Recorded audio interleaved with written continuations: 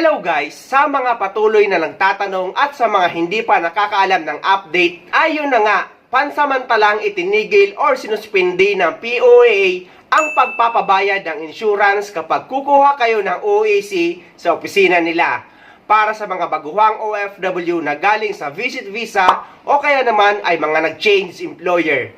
Ibig sabihin nun guys, ay hindi nyo na kailangan magbayad ng insurance kapag kukuha kayo ng OEC kahit sa mismong opisina ng POAA. At lalo na yung mga exempted na sa OEC, hindi nyo na kailangan kumuha or magbayad pa ng insurance.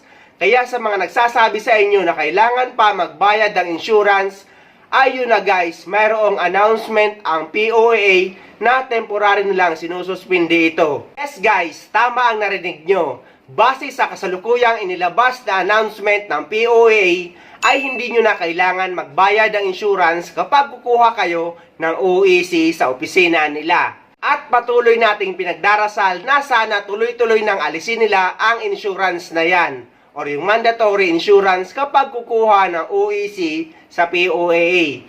Dahil nga hindi naman natin magagamit ang insurance na yan dahil may sarili tayong insurance dito sa ibang bansa.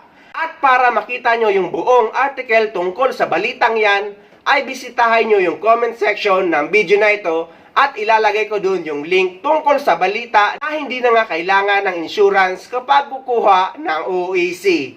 Magandang balita ito para sa atin. At take note guys, pati yung mga exempted na sa OEC, lalong-lalo na kayo, hindi nyo na kailangan kumuha or magbayad ng insurance. Kaya sa mga nagsasabi sa inyo na kailangan nyo daw magbayad ng insurance dahil hanapin ito sa airport, ay huwag kayong maniwala guys, dahil hindi naman hinahanap ang insurance sa airport, pati ang pag-ibig o kahit man ang PhilHealth. So ayun guys, sana may nakuha kayong konting idea sa maikling video na ito.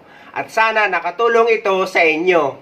At sa mga hindi pa dyan nakasubscribe sa channel ko, please don't forget to subscribe my YouTube channel and please click the notification bell para updated kayo sa mas marami pang videos na gagawin ko tungkol sa mga update sa ating mga OFW. Mula dito sa Dubai, maraming salamat. See you next time!